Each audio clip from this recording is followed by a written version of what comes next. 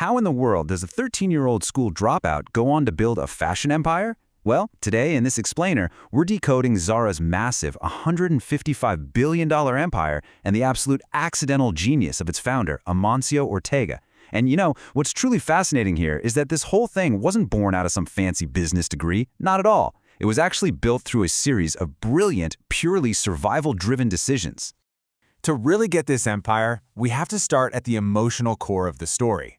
Just imagine being a 12-year-old kid, hiding behind a grocery counter and hearing a shopkeeper just bluntly tell your mom, "Madam, you have owed us money for months. I cannot give you a single item in my store." She was literally denied food on credit. Young Amancio watched his mother cry in total humiliation, and right then and there, he made a lifelong vow to himself. He was never, ever going to face that kind of powerlessness again. So, driven entirely by that childhood trauma, Ortega made a pretty radical choice. At just 13 years old, he quit school. Completely. He left his classmates behind, went out to find a job, and eventually started working as a delivery boy for a high-end shirt maker in his town called Gala. It's just a powerful reminder of how extreme constraints can actually force the boldest, most life-altering moves. And so, throughout the 1950s, his steady ascent began. Born into poverty in 1936, he quit school in '49, and by 1950, he's working at the Lamara haberdashery.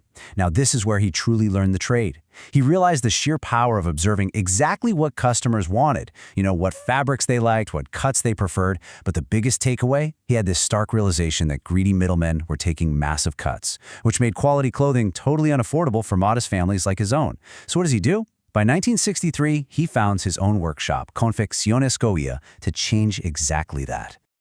All right, fast forward a bit past the founding of that small workshop to 1975. This was the ultimate make-or-break moment. Out of nowhere, a massive order from a German client was canceled, literally bringing his company to the brink of bankruptcy.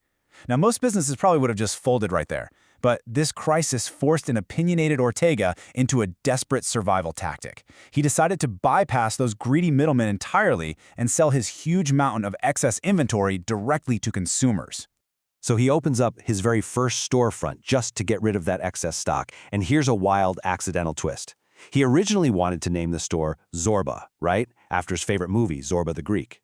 But a local bar just 2 streets down already had that name. To avoid any legal headaches and honestly just to save some cash on making new letters for the store sign, he just rearranged the letters he already had. And boom, Zara was born. Ever since that terrifying canceled order, Ortega was absolutely paranoid about having unsold stock. So he took the traditional fashion model and completely flipped it on its head. While his competitors relied on these bloated Asian supply chains that took months and months, Zara shifted to hyper-reactive, localized production, mostly right there in Spain, Portugal, and Morocco. By producing in tiny batches with a super-fast 2 to 3 week turnaround, he created this intense, constant sense of scarcity.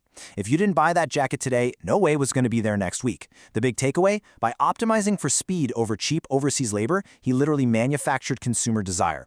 And this whole system was perfectly captured in a crazy story from 2015.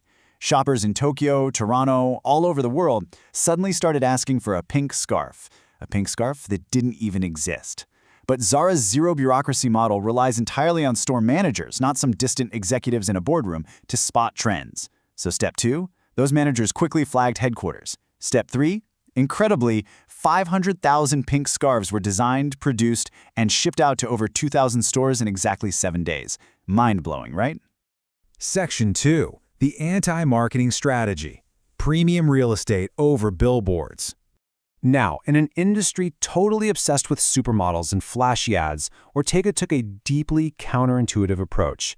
Traditional fast fashion giants like H&M usually dedicate about 3.5 to 4% of their revenue to marketing. Zara, they spend a microscopic 0.3%. They basically applied a restaurant business model to retail fashion. Instead of buying expensive magazine spreads, Ortega took all those millions and poured them straight into securing premium, highly visible storefronts. Those massive, beautiful shops on the absolute busiest streets of the world, that became their only advertisement. Moving on to crossing borders, the American reality check. So after completely dominating Spain and successfully testing the waters in Portugal in '88, Ortega thought, hey, we can conquer the world. But their 1989 launch in New York City was a pretty harsh reality check. First off, European cuts simply didn't fit American body standards. Plus, their price positioning really confused buyers, and since they ran zero advertising, no one in the US actually knew who they were. But rather than throwing in the towel, Ortega learned a vital lesson about hyperlocalization. He quickly figured out that a sized 40 in Spain is definitely not a sized 40 in the US. Adapting to these local realities successfully paved the way for their massive global expansion in the 90s. And to make sure he captured literally every possible market demographic, Ortega didn't just stick to Zara. He built a holding company Inditex and aggressively diversified. As you can see, he launched Pull & Bear in '91 for youth casual wear, acquired Massimo Dutti for premium classics, and then created Bershka and Stradivarius later in the decade to grab the edgy and trendy youth markets. By the year 2000, this brilliant multi-brand strategy had exploded into an incredible 600 global points of sale.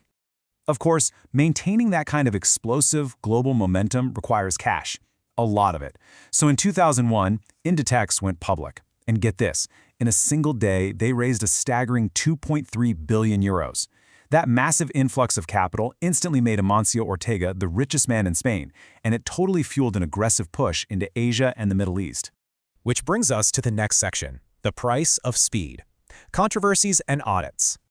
We have to talk about the flip side here. Operating at such a massive global scale, especially with that intense demand for breakneck speed, inevitably brought some serious operational controversies. In 2011, a major investigation in Brazil exposed severe issues deep within their supply chain. An audit revealed that some subcontractors were forcing employees to work 16-hour days for meager pay in truly inhumane conditions. It was an undeniable scandal. In response, Zara was compelled to completely overhaul its supplier audit processes, aiming to hunt down and sever contracts with any fraudulent operations. Right around this same era, the company faced another massive hurdle, this time from the top down. See, Ortega was a staunch traditionalist. His view was strictly brick and mortar, and he completely rejected the internet. Meanwhile, the whole market was shifting, with competitors like H&M aggressively dominating e-commerce. It actually wasn't until those rivals started completely owning the digital space that Ortega was forced to pivot. He ultimately swallowed his pride and launched Zara online across 50 countries in record time. It's a really striking reminder that even billion-dollar empires must adapt or they die. By 2011, after 40 years of basically running the floor without ever even having a formal office desk, Ortega finally stepped back from day-to-day operations. He handed the reins over to CEO Pablo Isla and eventually to his daughter Marta Ortega in 2022. And under their modern leadership today, Inditex has surged past competitors like H&M and Uniqlo to become the undisputed global #1, hitting over 35 billion euros in annual revenue. So as we wrap up this explainer, I want to leave you with this final thought. How does a man who completely revolutionized global retail, a guy who is currently the 9th richest person on Earth, stay so incredibly grounded? I mean, he's still regularly seen just having his morning coffee and quietly reading the paper at his local hometown cafe. It truly proves that the constraints and survival lessons of his childhood poverty remain the enduring, unshakable foundation of this $155 billion empire. Fascinating, isn't it?